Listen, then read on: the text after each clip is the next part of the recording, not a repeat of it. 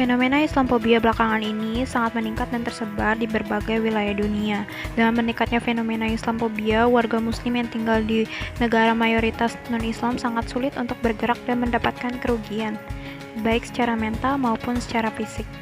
Perkembangan sentimen Islamophobia pada masa ini disebabkan adanya peristiwa 11 September, yaitu penyerangan yang dilakukan oleh kelompok Al-Qaeda yang dipimpin oleh Osama bin Laden dengan cara pembajakan pesawat ke gedung World Trade Center di New York dan gedung Pentagon di Washington DC pada 11 September 2001. Dari kejadian tersebut, setidaknya ada 3.000 korban jiwa.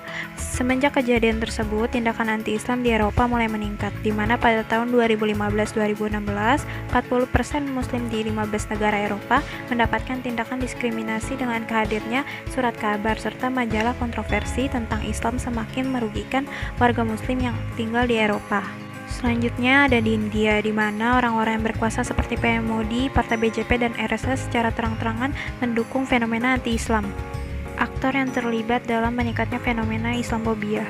Donald J. Trump is calling for a total and complete shutdown of Muslims entering the United States until our country's representatives can figure out what the hell is going on.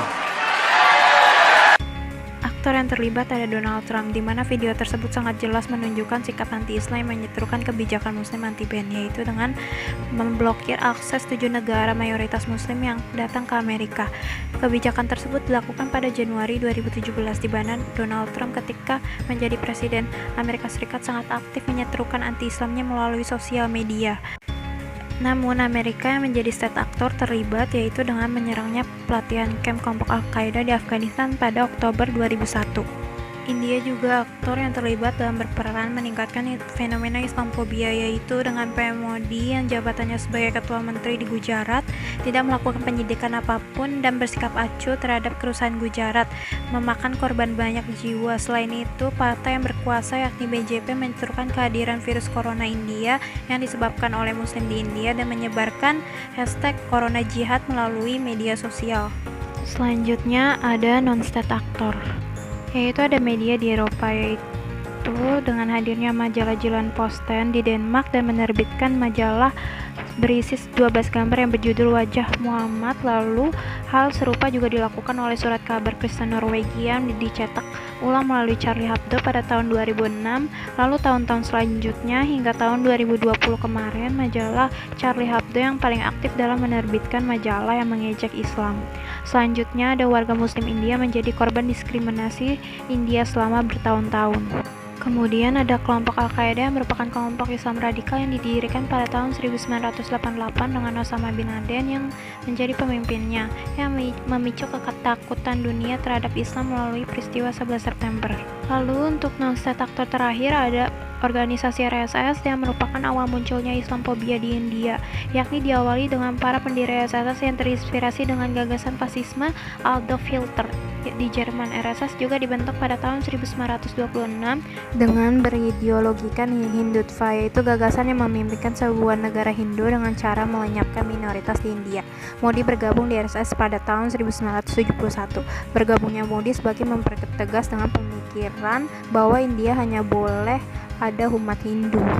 Aktor utama, India menjadi titik fokus dalam pembahasan perkembangan fenomena Islamophobia. Aktor utama yang berkembang di Islamophobia di India adalah warga Muslim India, karena mereka diperlakukan tidak adil sejak lama. Muslim di India sendiri memiliki populasi sekitar 15% dari total anggota penduduk India, dan sudah lama Muslim menetap di sana. Namun semakin lama diskriminasi terhadap warga Muslim semakin meningkat. Kerusuhan Gujarat merupakan salah satu konflik antara agama Hindu dan Islam, di mana yang terjadi pada 27 Februari 2002 berawal dari konflik internal antara warga Muslim dan Hindu di wilayah tersebut. Namun karena tersulut emosi, warga Muslim membakar kereta yang berisikan peziarah Hindu yang menewaskan 57 orang. Penumpang kereta yang lainnya terluka, namun banyak pula yang mengatakan bahwa kereta kebakaran tersebut akibat arus pendek. Dari kebakaran kereta tersebut berlanjut kerusuhan antara Muslim dan Hindu selama 2 bulan, akhirnya menewaskan 1.000 orang, mayoritas adalah Muslim. Dari kejadian tersebut, Modi yang menjabat sebagai menteri di Gujarat sangat dikritik oleh dunia internasional. Bahkan Modi ditolak untuk masa kunjungan di Amerika dan Eropa, karena beliau tidak bertindak sama sekali pada masalah tersebut. Diduga pada konflik ini, beliaulah yang menjadi otak dari pembantaian tersebut. Sejak Rabu lalu, polisi India menahan 8 orang dan mencari 2 tersangka lainnya. Mereka diduga mengeroyok petani muslim hingga tewas dan melukai anaknya hanya karena mendengar rumor bahwa keluarga muslim itu memakan daging sapi. Sapi adalah hewan yang disucikan oleh penganut Hindu di India. 60-an umat Hindu terpancing kemarahannya saat pendeta di kuil umumkan keluarga korban menyembelih sapi dan menyimpan daging di rumahnya di Bisara, 45 km dari ibu kota India, New Delhi. Masa datang menggeledah rumah, sementara korban bernama Muhammad Akhlaq dan anaknya diseret keluar dan dikeroyok puluhan orang Senin malam. Cuplikan tersebut hanya salah satu dari banyaknya tindakan diskriminasi yang didapatkan oleh warga muslim India. Semenjak terpilihnya Modi menjadi PM di India, meningkatnya diskriminasi terhadap warga muslim seperti pelecehan, penyiksaan yang meningkat, pemaksaan untuk mengonsumsi daging babi pada warga muslim India, serta ajakan atau paksaan merubah keyakinan menjadi penganut agama Hindu. Lebih dari 80% warga muslim tewas dalam kekerasan akibat mengonsumsi dan menjual daging sapi sejak 2010. Warga sekitar mengatakan pasukan tentara India sempat meledakkan satu rumah di desa mereka.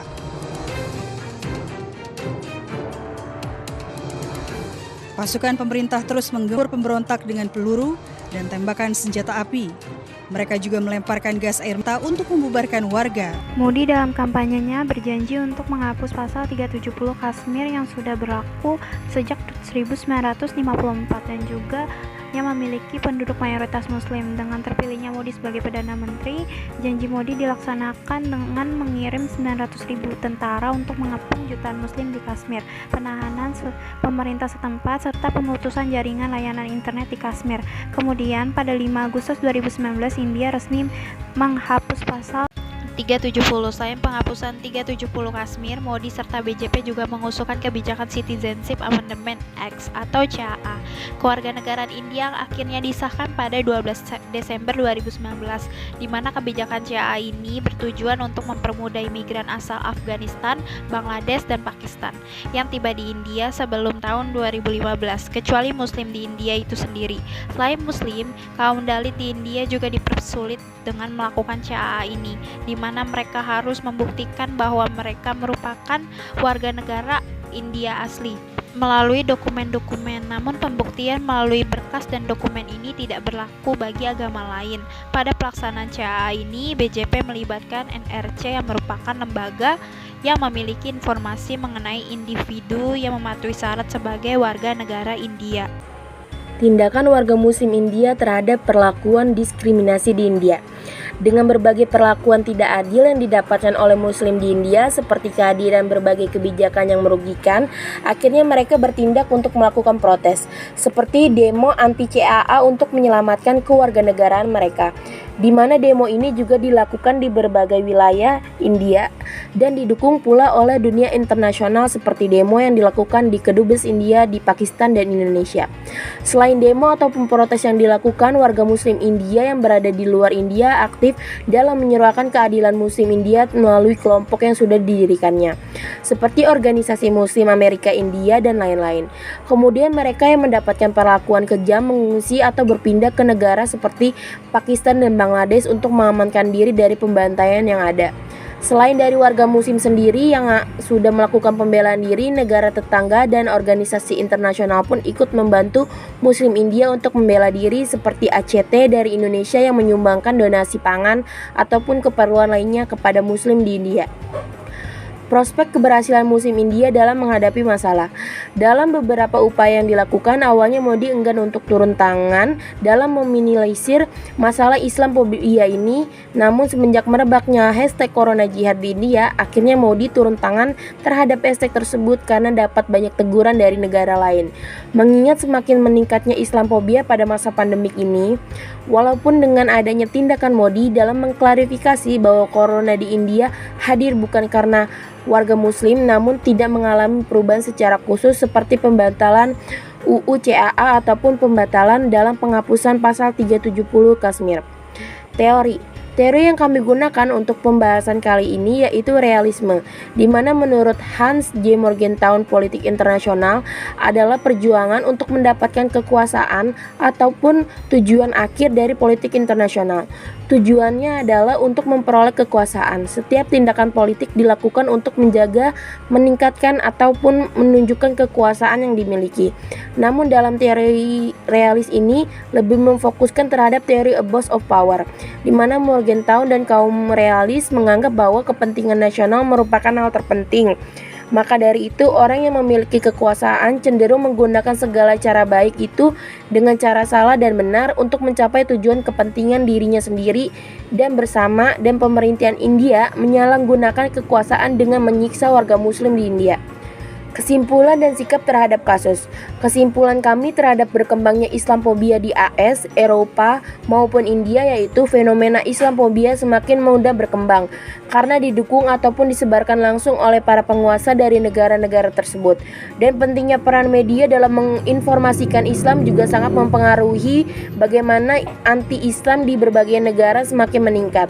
Lalu sikap kami terhadap kasus ini sangat menentang akan adanya sentimen akan Islamophobia di seluruh dunia.